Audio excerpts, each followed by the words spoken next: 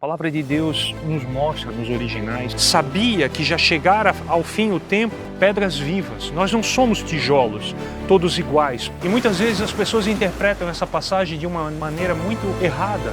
O nosso espírito que está morto precisa nascer de novo.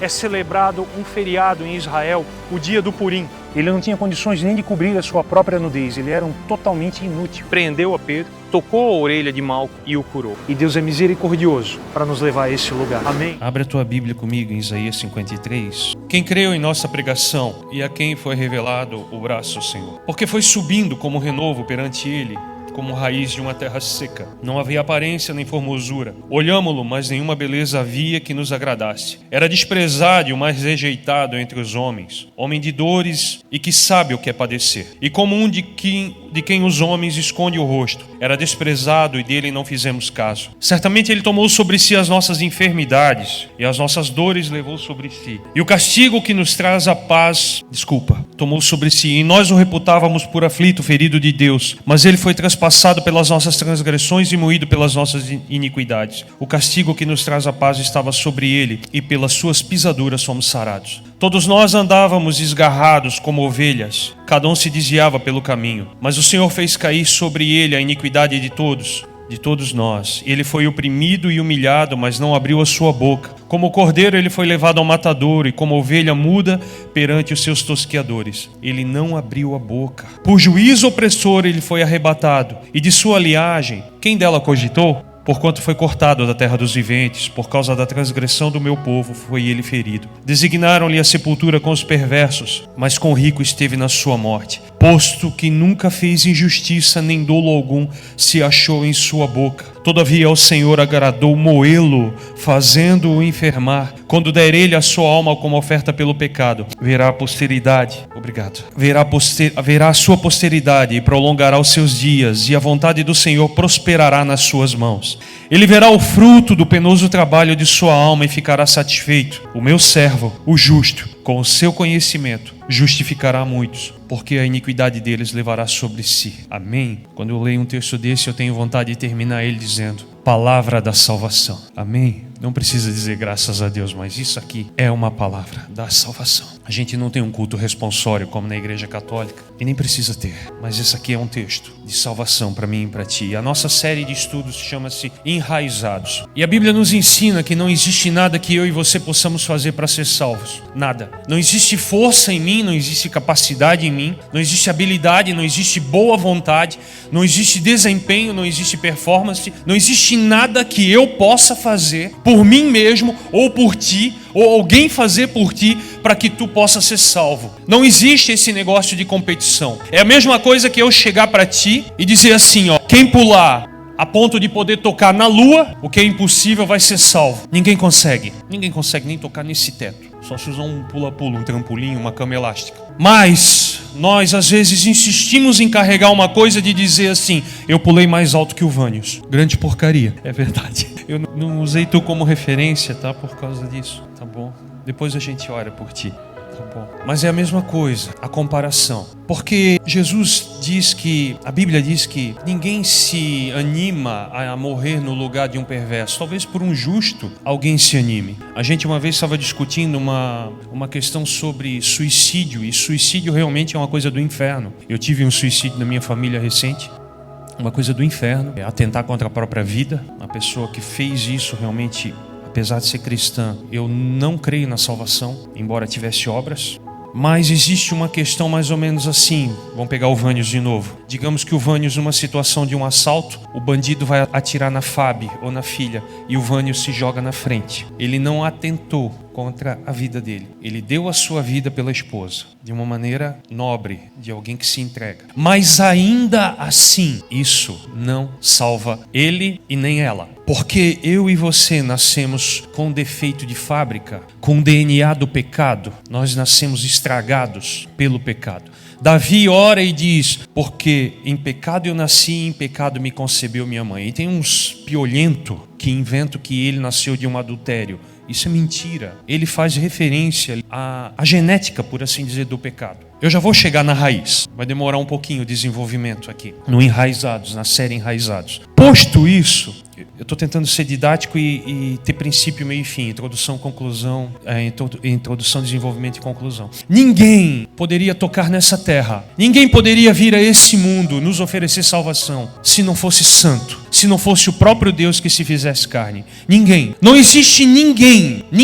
Não existe salvação em outro nome. Não existe outro caminho. Não existe. Eu costumava dizer, quando eu evangelizava alguns jovens da cidade que eu morava, que Deus está dando uma grande festa, um grande baile, um grande banquete. E ele diz assim, ó, o preço é a santificação, o preço é a entrega, mas eu paguei esse preço. Não, mas eu quero comprar, eu tenho dinheiro, eu tenho condições, eu tenho boas obras, eu tenho a minha performance, eu tenho a minha santidade, eu tenho os meus méritos. Você não entra nessa festa pelo teu mérito. Não entra. Não adianta, não entra. Não entra. Põe isso na tua cabeça. Põe isso na tua cabeça. As obras são consequência de uma vida que foi alcançada e salva pelo Senhor. Ela não é o ingresso, ela é a consequência. Ela não é a causa. Não é o que te salva, é o que Ele fez na cruz. Só Ele pôde tocar nessa terra caída, porque Ele foi subindo como renovo, perante Ele, perante quem? Perante o Senhor, como raiz de uma terra seca. Ele não tinha aparência nem formosura, não havia beleza que nos agradasse. Ele veio humilde, irmão. Eu estava falando esses dias aqui sobre isso à tarde, já falei de manhã. Ele não teve berço de ouro, não teve. O berço dele foi um coxo onde uma vaca come. Pensa nisso. Deus não... o Filho de Deus vai vir, meu Deus, imagina quando ele nasceu, o Messias. Por que foi rejeitado por Israel? Porque Deus escolheu totalmente o que é contrário à cultura, à valorização humana. O que é elevado entre os homens é abominação perante Deus. Perante Deus. O que nos é elevado, o que nós... não.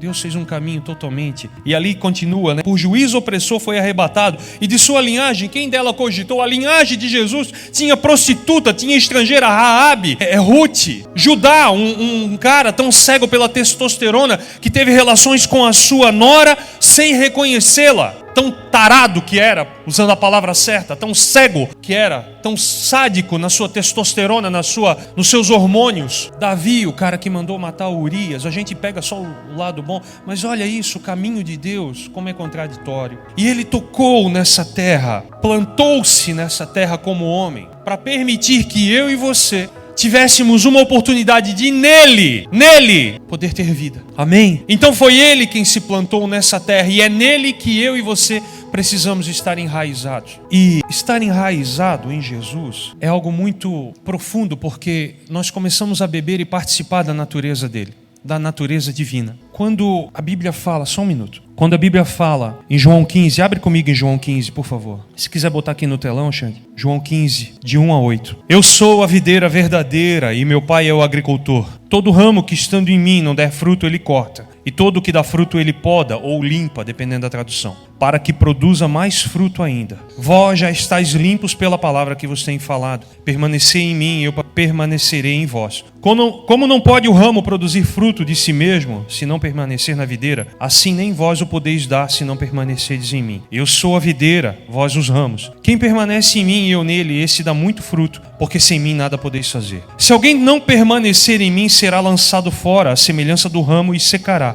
E o apanham, lançam no fogo e o queimam. Se permanecerdes em mim, as minhas palavras permanecerem em vós, pedireis o que quiserdes e vos será feito. Nisto é glorificado o meu Pai, em que deis muito fruto, e assim vos tornareis meus discípulos. A alusão que Jesus fala aqui não é de ser enraizado nessa terra doente, mas de ser enraizado nele, é o enxerto. Imagina que isso aqui é uma videira. Quem já viu um pé de uva? Eu já tive em casa, na casa do meu pai. Uma vez o meu pai cortou assim, ele estava muito feio, com os baraços muito irregular, e não estava dando, estava incomodando ali. Ele não gostou. E ela ficava num canto assim, como que numa esquina do muro, e ele botou uma travessa assim, e ela ficava bem lá na esquininha, e ele botou arames para ela as gavinhas, né? Os ramos começarem a crescer e se enrolar, porque a uva forma aquela gavinha, né? Quem conhece? Tipo chuchu, enfim, tudo quanto é planta maracujá, que é de baraço, né? E o meu pai cortou ela uma vez, e ela ficou torta pingando, e eu era criança, minha mãe disse, ela tá chorando, e eu botei meu dedo lá e tinha gosto de uva verde,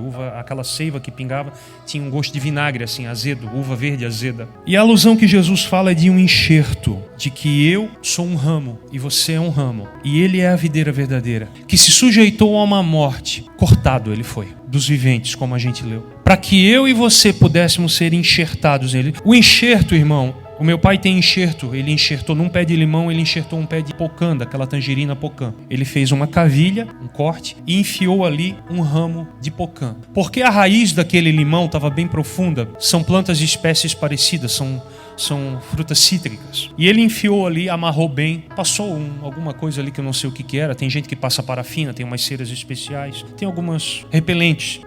E ele amarrou aquilo ali com uma fita plástica e agora não está muito grande, mas a tangerina que produz é muito boa. Por quê? Porque aquela raiz já estava madura, já estava enraizada, sugando todo o nutriente da terra. E aquela tangerina veio saudável ali e formou um calo ali, uma solda, né? Quem já fraturou algum osso e depois de anos bateu uma radiografia, eu fraturei o meu ombro aqui, meu braço, e a radiografia aqui forma um calo ósseo, assim, uma solda grossa. Na radiografia dá para ver. Assim que fica ali. E a videira é um símbolo de alegria. O vinho é um símbolo de alegria. E quando eu e você nascemos de novo, quando eu e você temos um encontro com Jesus, nós experimentamos essa alegria do novo nascimento. A gente chama de primeiro amor. Essa alegria de ter nascido de novo. Não da carne, nem da vontade do homem, nem da mulher, mas de Deus. Porque fomos enxertados nele e começamos a beber dele, a nos nutrir dele, nos alimentar de Jesus. E é tão interessante que essa palavra, ela me levou a estudar um pouco de botânica. Eu amo a palavra de Deus por conta disso, porque ela nos leva a estudar. Eu não gosto de receber as coisas prontas não, irmão. Eu gosto de ir atrás, de descobrir por mim. E eu descobri muita coisa sobre enxerto. Muita coisa mesmo. Eu descobri uma coisa, e tudo que, várias, mas uma das coisas que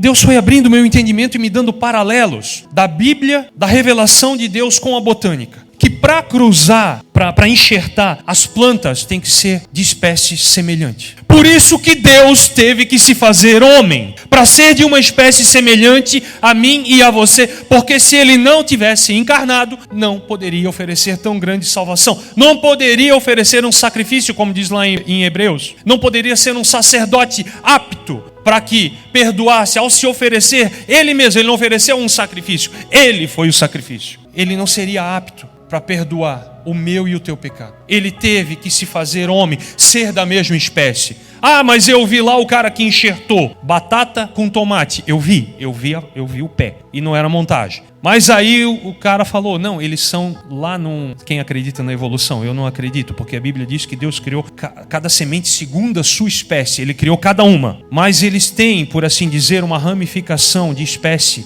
parecida, embora o tomate é de fora da terra e a batata de dentro da terra. Eles são da mesma família, por assim dizer, naquelas classificações da botânica. Eu achei muito interessante aquilo, achei que era montagem quando eu vi. Mas o cara tinha batata e tomate na mesma planta. Tem uma condição muito especial para isso. Estufa e tudo mais. Mas não é nisso que eu quero falar. É que Jesus, ele teve. É isso que eu disse. Ele teve que se fazer homem. E João diz numa de suas cartas que quem nega, todo espírito que nega a humanidade de Jesus é do anticristo. Todo espírito que confessa que Jesus Cristo é o Filho de Deus que veio em carne, esse procede de Deus. E um dos trunfos, dos sinais do fim dos tempos é começarem a pintar, a humanidade vai começar a pintar Jesus como um super-herói, como alguém totalmente espiritual. Não, nós ensinamos, né, Vânios, no curso Centralidade em Jesus, nós ensinamos, eu particularmente que leciono essa aula, a humanidade, a encarnação virginal, o nascimento virginal de Jesus, a encarnação dele, o nascimento, que Jesus é 100% homem e 100% Deus. Totalmente homem e totalmente Deus. Não deixou de ser nenhum dos dois. Ele abriu mão da sua glória, não da sua divindade. É o que diz lá em Filipenses. Sendo ele essa raiz sadia, da mesma espécie que nós, ele pôde oferecer esse sacrifício por nós. E eu descobri mais coisas, irmãos. Eu descobri que no século XIX houve uma praga de um tipo de pulgão chamado filoxera na Europa, que destruiu praticamente todos os vinhedos da Europa, todos. Em 1865, alguns dizem, alguns puxam um pouco antes. Um pulgão microscópico praticamente, dá para ver ele assim, mas é muito pequenininho. Ele começou a atacar as raízes das plantas, das uvas, de todas as espécies praticamente. Alguns lugares remotos não foram atingidos, normalmente por causa do tipo de solo vulcânico, muito arenoso, ali foi preservado. Aí se descobriu a origem daquele pulgão. Aquele pulgão é nativo dos Estados Unidos. Só que nos Estados Unidos, as videiras americanas, nativas americanas, são imunes ao pulgão. Alguém teve a brilhante ideia, para ganhar dinheiro, para fazer comércio, para faturar, de levar as mudas das videiras americanas para a Europa. Em 1800 e bolinha. E levou junto, embora o pulgão não destruísse a videira americana, estava na raiz, levou. E na Europa ele encontrou um clima, uma umidade, todos os fatores favoráveis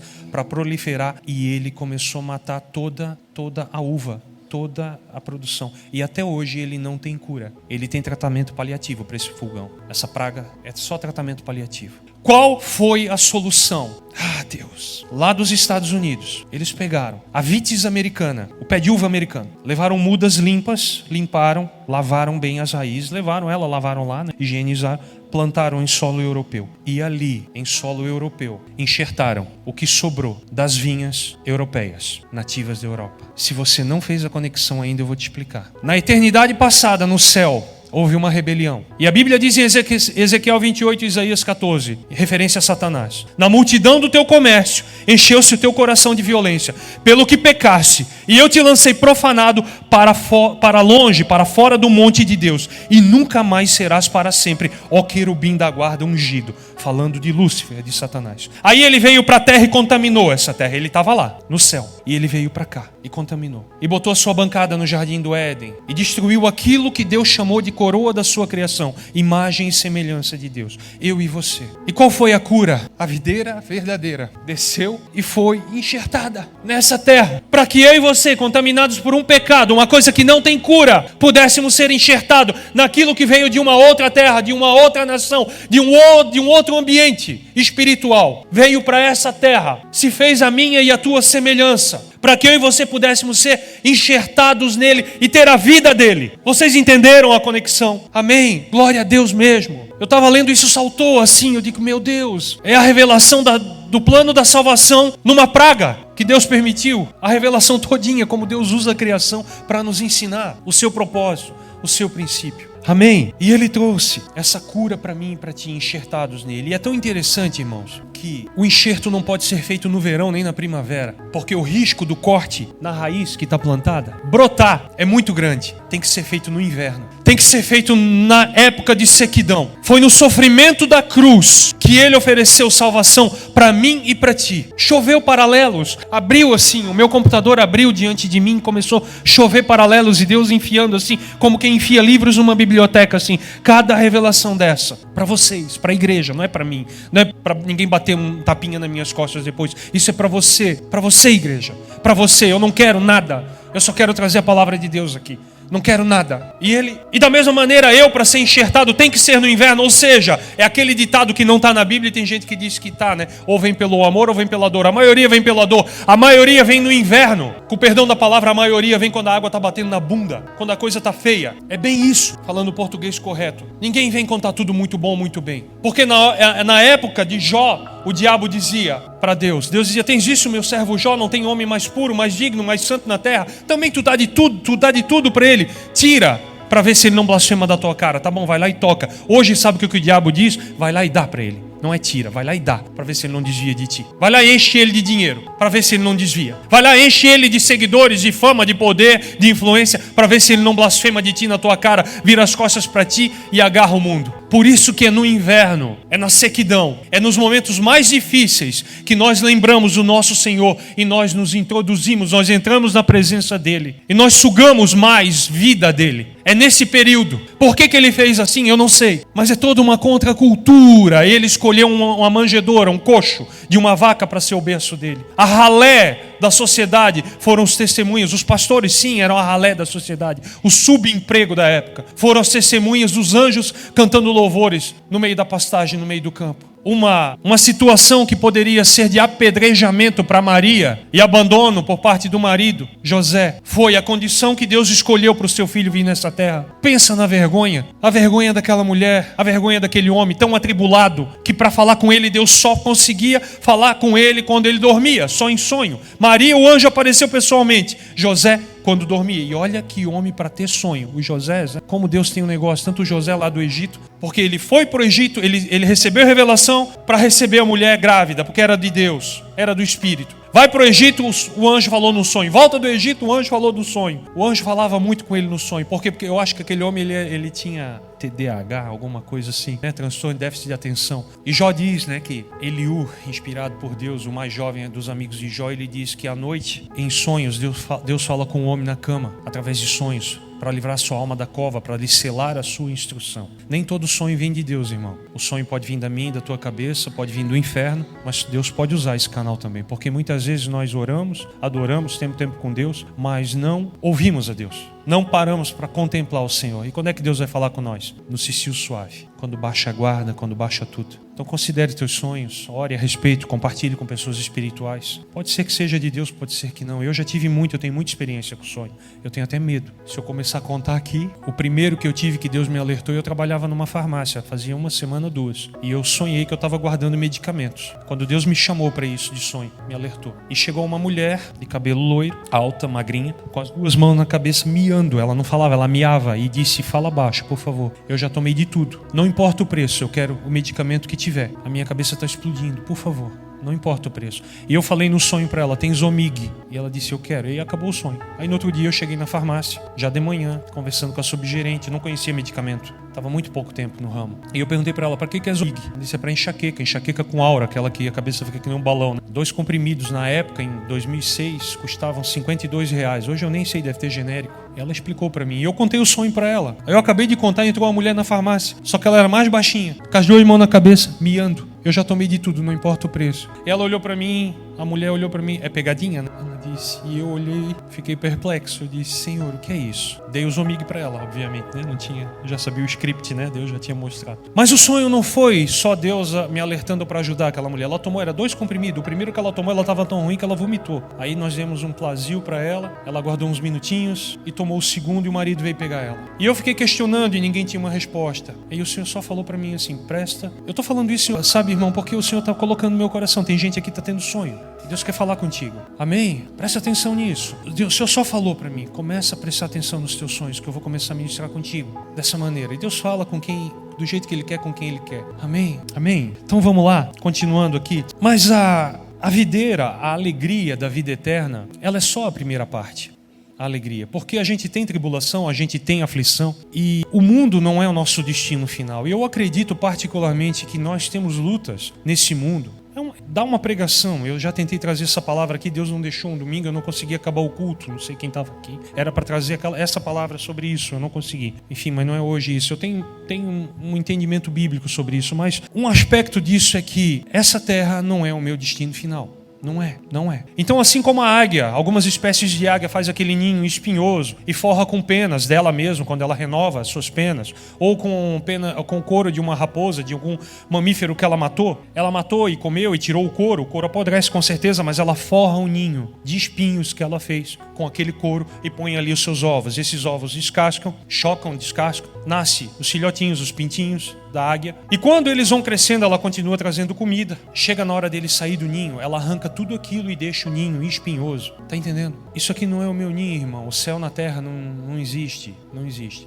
Você pode ficar bilionário, não existe. Você vai morrer. Você pode ficar doente. Olha quantos bilionários aí. Aquele cara lá, o Jobs, né? Tinha tanto dinheiro, morreu de câncer. E dizem que podia ser tratado, foi teimoso, o câncer dele não era tão agressivo. Não importa quanto dinheiro você tenha, não importa. Não importa, você pode fazer cirurgia para tentar ficar mais novo, rejuvenescer na aparência. Você pode ter o que for, o que o mundo pode te oferecer. O teu destino não é essa terra. Existe uma eternidade nos esperando. E Deus quer que a gente aprenda que esse ninho onde a gente insiste em querer morar, não é o nosso destino final, por isso ele é espinhoso. E quando ele quer que a gente ganhe altura, voe acima das nuvens, acima das tempestades, ele torna esse ninho espinhoso, para que a gente entenda que aquilo que é elevado aqui embaixo, entre os homens, é abominação perante Deus. Que o nosso destino é muito maior do que qualquer coisa que você possa pedir, pensar ou imaginar. Até um novo nome eu e você vamos ganhar. Por mais que você goste ou deteste o seu nome. Até um novo nome. Tudo novo. Eis que faço nova todas as coisas. Todas as coisas. É tudo novo. O céu foi manchado pelo pecado. Quando aquela raiz maldita, contaminada, desceu, contaminou o céu, Apocalipse 12 diz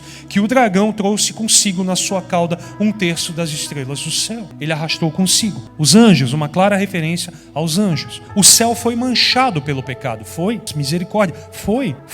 Por isso haverá novo céu e nova terra. Amém? Senão não haveria necessidade de um novo céu. 1/3 caiu com ele para acabar com nós, com essa intenção. Mas passada essa alegria da salvação, Deus nos propõe, Jesus disse, é necessário que eu vá, para que o Consolador venha, e Ele vos ensinará todas as coisas, vos fará lembrar de tudo o que eu vos tenho dito, e vos ensinará todas as coisas a respeito da verdade. E Paulo começa, Romanos 11, abre comigo aí, põe Romanos 11:11 aqui. Pergunto, pois, porventura, tropeçaram para que caísse? De modo nenhum, mas pela sua transgressão veio a salvação aos gentios, para pô-los em ciúmes. Ora, se a transgressão deles redundou em riqueza para o mundo, e o seu abatimento riqueza para os gentios, quanto mais a sua plenitude. Dirijo-me a vós outros que sois gentios, visto, pois, que eu sou apóstolo dos gentios, glorifico o meu ministério para ver se de algum modo posso incitar aos ciúmes ou à emulação, provocar ciúme, diz aqui, a minha versão diz emulação, e aos do meu povo e salvar alguns deles. Porque se o fato de terem sido eles rejeitados trouxe reconciliação ao mundo, o que será o seu restabelecimento senão a vida dentre os mortos? E se forem santas as primícias da massa,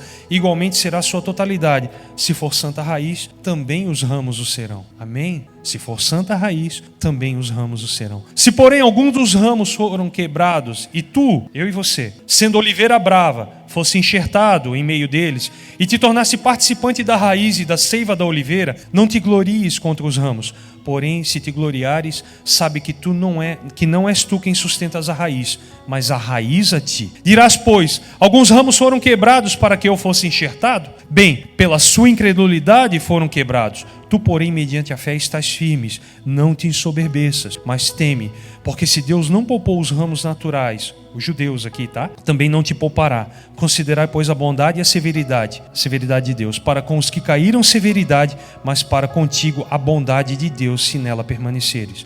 De outra sorte, tu também serás cortado. Amém? Eles também, se não permanecerem na incredulidade, serão enxertados. Pois Deus é poderoso para os enxertar de novo. Pois se fosse cortado da que por natureza era oliveira brava, e contra a natureza enxertado em boa oliveira, quanto mais não serão enxertados na sua própria oliveira aqueles que são seus ramos naturais. É meio confuso, mas aqui Paulo está escrevendo aos romanos, mas falando dos judeus em comparação à igreja, dizendo que temporariamente, por um tempo determinado, Deus fechou o coração dos judeus. Ele veio para os que eram seus, mas os seus não o receberam, diz lá em João 1:1, amém? O capítulo 1 de João, melhor dizendo. Porém, todos aqueles que receberam, deu-lhes o poder de serem feitos filhos de Deus, a saber, aqueles que creem o seu nome. Eu e você não somos judeus, os gentios ali somos nós. Tem uma Bíblia bem antiga, Almeida bem antiga, a primeira traduzida dele lá, que farmácia é com PH, nem tem farmácia na Bíblia. Tem em Apocalipse, quando fala de feitiçaria, os feiticeiros, a palavra ali é fármacos, que fazem poções, garrafadas, essas coisas. Cuidado com a garrafada aí, irmão. Tu toma garrafada, não é de Deus. É com PH lá naquele tempo, né? Pode tomar chazinho, tá? Chazinho é de Deus, garrafada não. Então, naquela Bíblia bem antiga, traduz gentios por gentes. As gentes que não são, né, os judeus, os que são estrangeiros. Nós somos alcançados. Então Deus aparentemente cortou os ramos naturais. Agora não é mais a videira, é a oliveira. Preste atenção. Uma clara referência ao Espírito Santo. Da oliveira sai a azeitona, amém? Da azeitona moída se faz o azeite. Azeitona, azeite.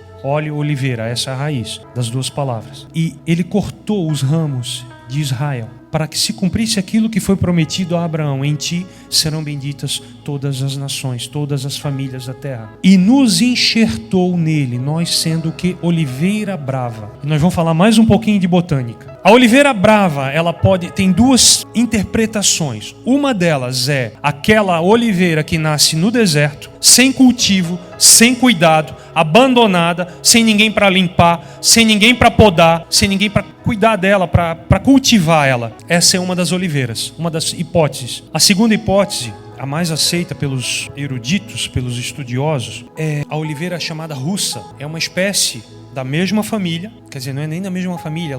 Quem lembra da escola das aulas de biologia aí, gente? Reino, filo, classe, ordem, família, gênero e espécie. Na botânica tem muito mais do que isso. Isso aí é mais pro reino animal, tá? Tem subclasse, subespécie, subgênero, enfim. A botânica é muito rica. E ela vai lá ela é uma classe, é reino, filo, classe. É uma classe. Lá a raiz comum de genética dela é muito, muito diferente na sua essência. Essa oliveira russa, essa videira, oliveira russa, Ela produz um fruto diferente. Ela dá na região ali da Mesopotâmia, do Iraque, do Paquistão, da Rússia, das estepes ali, russas. E ela vem ali para o norte de Israel, Síria e tudo mais ali naquela região.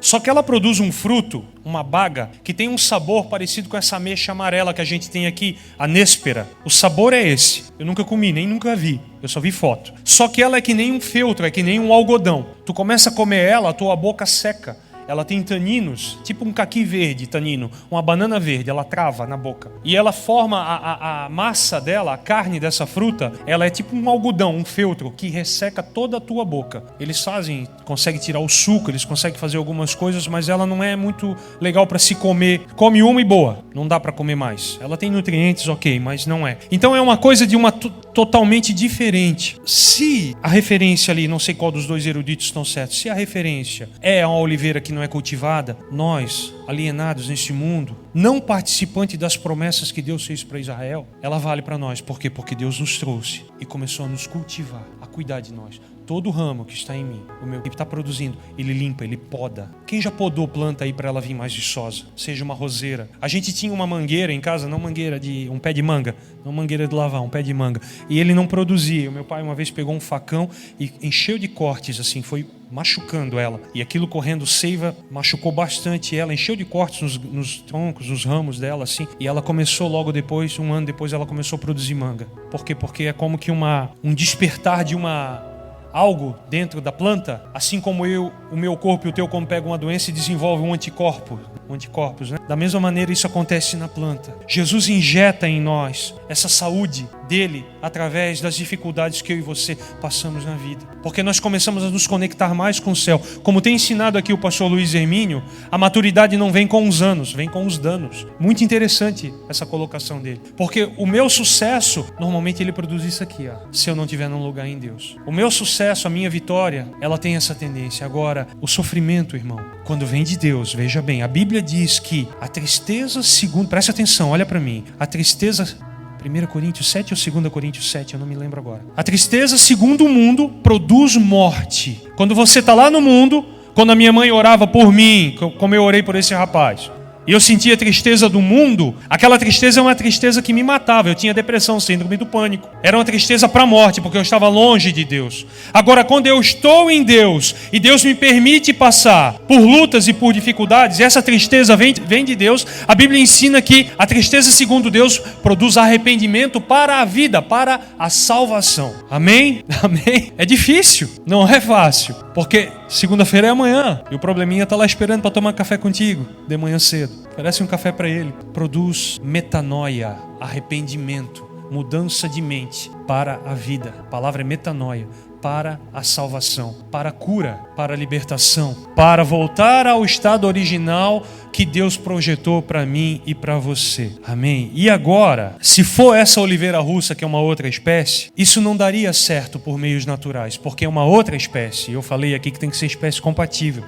O pecado, ele alienou eu e você, irmãos, de tal maneira que não havia, como eu falei no início da mensagem, recurso para mim e para ti. Max Lucado, num dos seus livros, ele falando sobre o Natal, se eu não me engano, era esse capítulo, eu já falei isso aqui também, outra ocasião. Ele ensina que a minha maior necessidade, a nossa maior necessidade não foi saúde, não foi dinheiro, não foi paz, não foi nada. A minha maior necessidade e a tua era salvação. era reconciliação com Deus. Se fosse saúde, ele mandava um médico. Se fosse dinheiro, ele mandava um economista. Se fosse um restabelecimento de relações familiares, ele mandava um terapeuta familiar. Ele mandou mais do que tudo isso, ele mandou o Salvador. O único que poderia morrer por mim e por ti, sem pecado, sem se contaminar, podendo tocar essa terra sem aquele maldito pulgão que veio lá do céu, aquela praga que veio do céu para contaminar a terra, contaminá-lo, o único, e enxertado nele agora numa segunda etapa, não de videira, não só de alegria, mas de oliveira, onde o quê? Onde se deseja que eu produza fruto. É o desejo de Deus que eu e você produzamos fruto. E o fruto e a flor têm uma diferença muito grande. Muito grande. Porque eu estava falando ontem não foi para Tessia, foi para ti, Tessia. Foi, lá em casa, né? A gente estava lá em casa ontem. Foi uma benção, ficamos até 1h da manhã. E eu cresci numa casa, meu pai que é meio doido, ele planta árvore frutífera na frente de casa. Esse pé de limão enxertado, inclusive, está na frente da casa. Mas normalmente, a cultura aqui europeia, eu sou descendente de alemão e de pobre. E tem um lado açoriano também na minha vida, né? Meio peixeiro. E eu quero de que tu é descendente, sou descendente de pobre. Mas eu sou rico em Jesus, amém? Ele se fez pobre para que nós enriquecêssemos, a Bíblia diz. Amém? Nas riquezas que não tem preço, que o dinheiro não pode comprar. Então, na casa dos alemães, os italianos aqui da cultura europeia, na frente é flor, é o jardim. E lá no pomar, lá nos fundos, lá é o pomar, lá nos fundos. Eu tinha na minha casa, a minha mãe tinha rosa de tudo quanto era cor, grinalda de noiva. Quem conhece grinalda de noiva? É uma varinha. Quantas eu tive que colher, cortar para apanhar com ela. É uma flor muito bonitinha. É muito linda a florzinha. Se você depois pesquisa, grinalda de noiva, flor aí. É muito bonitinha. Ela dá uns buquezinhos desse tamanhinho assim, irmão. Só que ela é uma varinha desgraçada. E quando eu aprontava, eu tinha que cortar a varinha, que eu ia apanhar, eu ia lá colher o meu instrumento de tortura. E era isso na frente da casa, flores. Atrás a gente tinha pé de ameixa, tangerina, laranja, banana. As frutas ficavam lá. Então, se você quer conhecer o fruto de alguém, não é só a aparência que está na tua frente. Não só o que ele apresenta, não é só o que você apresenta. Você tem que entrar na casa da pessoa, ter intimidade para passar pela casa. Como diz aquele ditado, comer 1 quilo de sal. E 1 quilo de sal leva tempo para comer. Leva tempo, é relacionamento, é tempo de mesa, é tempo de contato, é tempo de comunhão. Comer 1 quilo de sal.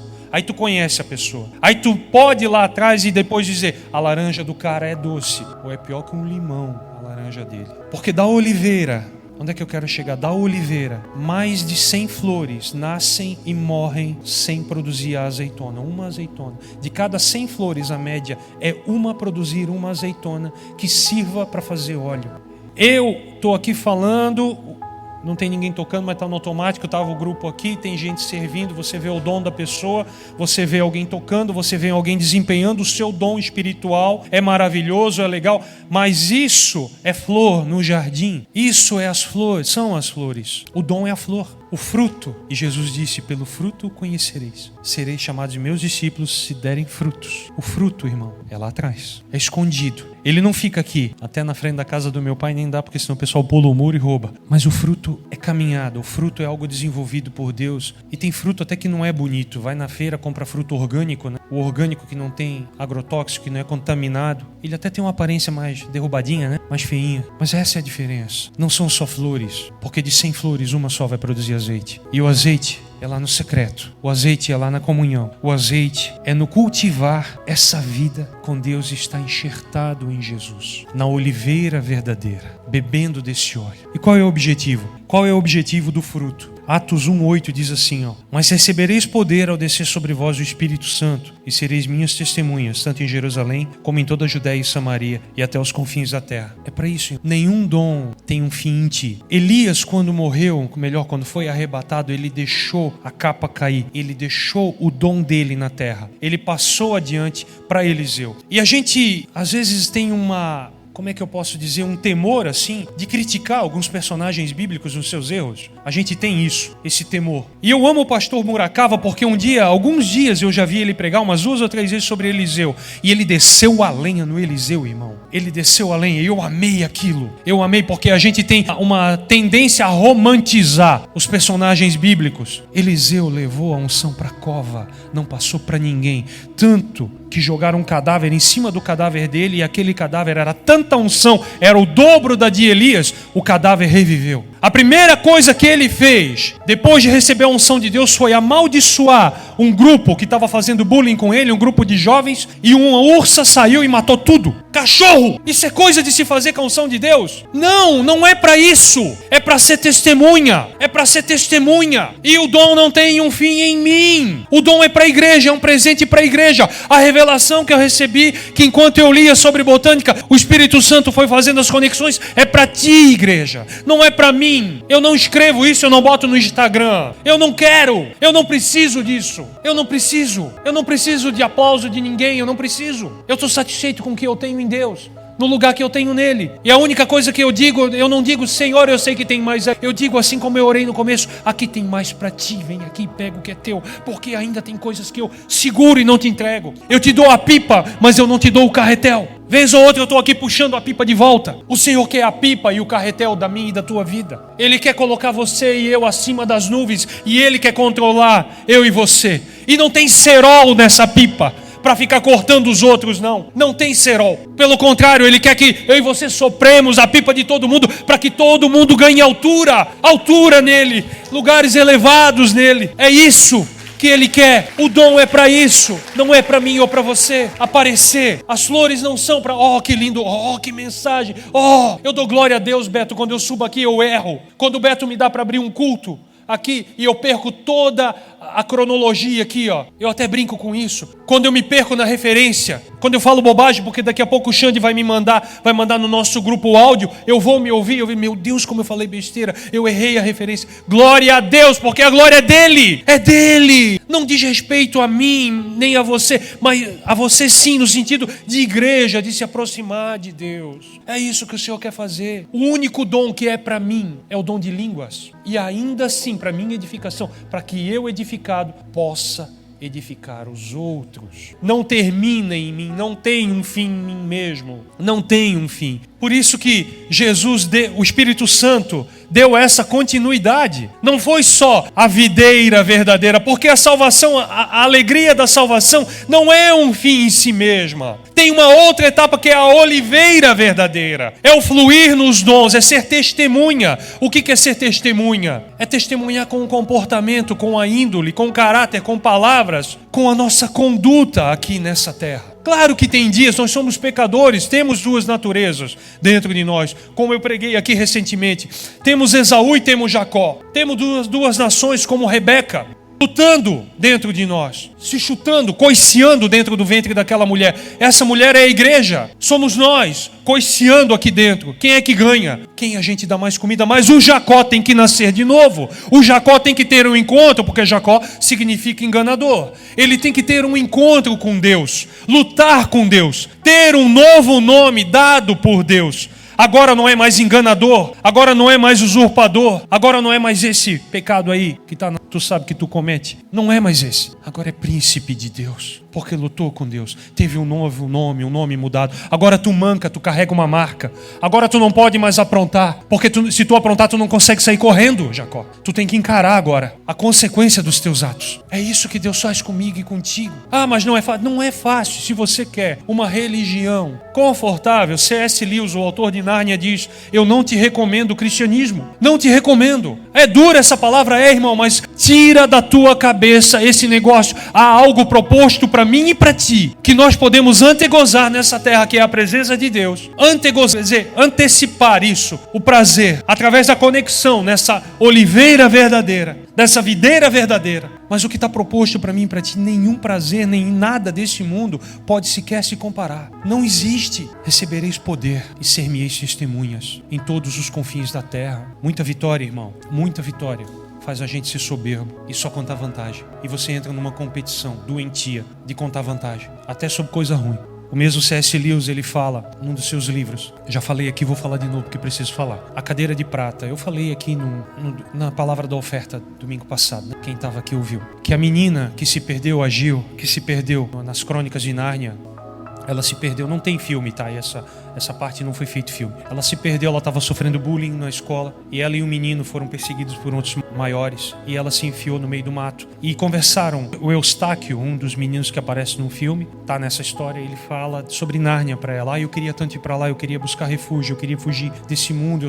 Era um orfanato. Imagina, órfãos, eram crianças órfãs, sofrendo bullying na mão de professor daquela época. E eles vão se embrenhando no mato e eles, de uma maneira sobrenatural, vão parar naquele mundo paralelo de Nárnia. E o Eustáquio é arrebatado, ele vai para um outro lugar, some dos olhos dela. E ela começa a gritar por ele, com medo de alguém estar atrás dela para machucar ela, dos alunos lá, e procurando o Eustáquio. Ela grita tanto até perder a voz, desesperada, sozinha, uma menininha no meio da floresta. E ela começa a secar a garganta e sentir sede. Muita sede. E ela ouve o barulho das águas de um rio caudaloso. E ela começa a se aproximar. Quando ela vê o rio, ela fica deslumbrada. Só que quando ela olha para o ladinho, na beira da margem do rio, tem um leão descansando. Um leão enorme. É o Aslan. Quem conhece Nárnia sabe do que eu estou falando. É a figura que o C.S. Lewis escolheu para representar Jesus nessa história que ele criou para crianças nos anos 50. E ela vai se aproximando, o leão olha para ela e ela fala com o leão: eu posso beber dessa água? Pode, fica à vontade. Você não vai me atacar? Eu não garanto nada. Você come meninas? Eu já comi homens, já devorei mulheres, já devorei reis, príncipes, servos,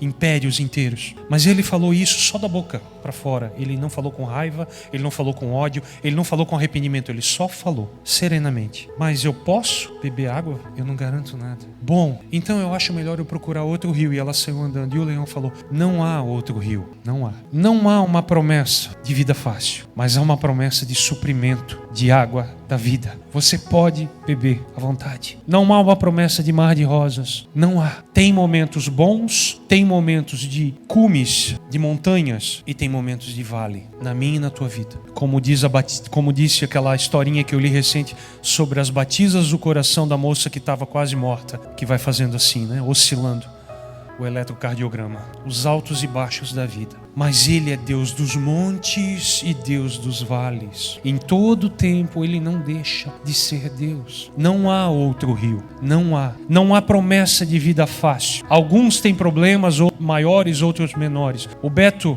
veio me abraçar ali no início do culto e falou assim para mim: estou me sentindo leve hoje, acordei leve por conta da conversa que tivemos ontem, da abertura que tivemos. E eu falei para ele o seguinte: uma tristeza, uma dor compartilhada é uma dor dividida no meio, é um peso dividido no meio. Uma alegria compartilhada, ela é multiplicada, Eu não perco a minha alegria se eu compartilho com o Vandes. A Fábio, eu me alegrei, vi hoje de manhã cedo, a Fábio ganhou, recebe muita gente na casa, muitos casais, muitas famílias. E ontem nós fizemos uma celebração lá em casa para uma das irmãs que serve no Kids, e fizemos tudo descartável. Beto, escuta isso, Tessia. Fizemos tudo com pratinho descartável. Gente, foi uma maravilha. O Beto chegou já no final, a Tessia também. Fomos para dentro de casa, as irmãs já precisavam ir, foram. Limpamos assim, ó, com pratinho descartável. Tudo copinho, jogamos tudo no lixo. Eu, a Ana, o Beto, a Tessia, a Elissa. Quando eu e a Ana fomos lavar a louça, e eu vi a tua mensagem, a tua postagem, que a Fábio ganhou uma máquina de lavar louça. Aquilo me pegou, sabe, de um jeito, de manhã, porque eu não fiquei com inveja, porque eu me alegrei contigo. Por quê? Ela compartilhou aquela alegria veio para mim. Porque eu vi, imagina, Ana, minha esposa, 15 mulheres lá em casa, aproximadamente, a louçarada que ia dar, tá entendendo? Então você compartilha a sua alegria, ela contagia os outros. Se você tem um coração em Deus, não precisa sentir inveja, irmão. Encontra o teu lugar em Deus, pelo amor de Deus. Para com isso, larga disso. Pra que isso? Pra que tu não quer ver o teu irmão prosperar? Porque ninguém pode passar por ti, ninguém pode te ultrapassar. Celebra isso, as vitórias. Deus vai te honrar, te recompensar. Tu não precisa tomar o lugar de ninguém. Eu sirvo nessa casa desde 2010. Eu fui tomar um café com o pastor Luiz Hermínio em 2021, porque o Martinho que está aqui, ó, chegou lá no banco mandado por Deus. Cara, eu tomei um café com o Luiz Hermínio, ele está sem viajar. Na hora acendeu uma chama dentro de mim. Tu lembra? Eu compartilhei contigo. Na hora, Martinho, eu peguei e mandei uma mensagem pro pastor Luiz. Nunca sentei para ele. Tem gente que vem de tudo quanto é canto e quer tomar um café com ele já no primeiro dia, gente. Calma, não estou idolatrando ele. Mas eu queria ter um tempo com o pastor. E eu mandei uma mensagem para ele assim, ó: há tantos anos que eu te sirvo e nunca me desse um cabrito sequer para comer. Ele, eu gostei disso. Mas o cabrito eu vou pagar, pode deixar, não precisa tirar do teu rebanho. Vamos tomar um café? Aí a gente foi. Passamos 2 horas e meia junto. Foi bênção, foi transformador. E e acabou a pandemia, ele voltou a viajar. Mas entender esse lugar que Deus tem para cada um de nós, irmão, tu não precisa fazer poeira para ninguém, tu não precisa. Quem está se levantando contra ti, deixa que ele vai se acabar sozinho, vai colher o que está plantando, não precisa fazer nada. A ira do homem não produz a justiça de Deus, não produz, não adianta. Por mais chateado, cabreiro que tu esteja, não adianta. Teme a Deus, anda no caminho do Senhor, busca o Senhor, entendimento para o Senhor, da parte do Senhor para a tua vida. Esteja enxertado, bebendo desse óleo precioso que o Senhor tem para mim e para ti. A minha porção é minha. Se eu oro por ti, se eu tenho um dom e eu oro por ti, tu recebe do dom, eu não perco o meu dom. Eu não perco. Isso, no português, sabia que não existe essa palavra impartir? O pastor Luiz Hermínio usa muito. Transferência, em inglês é impartation, impartição. No espanhol tem. O Gustavo Lara trouxe, acho que isso para cá, falando de impartição. Mas o impartir é o ato de compartilhar aquilo que eu tenho sem perder o que eu carrego. Eu compartilho a minha unção, eu compartilho o dom do Espírito, eu compartilho a minha alegria e eu não deixo de ser mais feliz por isso. Agora, quando eu compartilho o meu fardo, a minha carga, meu irmão, o Beto ficou leve, nem falamos nada sobre isso, ele só falou e eu falei essa frase. O Beto ficou leve de poder compartilhar e eu compartilhar, a gente ter esse tempo. Agora eu vou fazer propaganda do PG então, amém? Se você não está num PG, procure um PG. Essa igreja é muito grande, irmão, para você poder tomar um café com o pastor Luiz Hermínio, assim, para você até poder tomar um café com o pastor Beto, mas existem líderes de PG aqui, prontos para pastorear a tua vida, para te ouvir, para te aconselhar à luz das Escrituras. Procure um PG perto da sua casa, faça contato com a gente, amém? Não fique sem pastor sobre a sua vida, não fique sem prestar conta, é perigoso, não anda sozinho. É perigoso demais, gente. Você foi comprado por preço. Deus tem ciúme de ti. Sabe qual é a tradução para a palavra ciúme? Desejos violentos. É com desejos violentos. Ele tem ciúme. Por isso que às vezes a gente passa luta e acha que é o inferno que se levantou, mas é o ciúme do Espírito Santo que ele tem em relação a mim e a ti. Amém? Fique de pé. Aleluia. Se essa palavra falou contigo de alguma maneira, se você deseja uma oração, se você deseja se reconciliar com Deus, se você acha que por algum momento você pode ter se excluído, ter se desenxertado da oliveira ou da videira, e você quer receber uma oração, se você quer ser reconectado com Deus e passar a beber da água da vida, do vinho novo, a Bíblia diz que o jugo, o que é o jugo? O jugo é uma canga pesada, ele é despedaçado de sobre nós por conta da gordura, por conta da unção.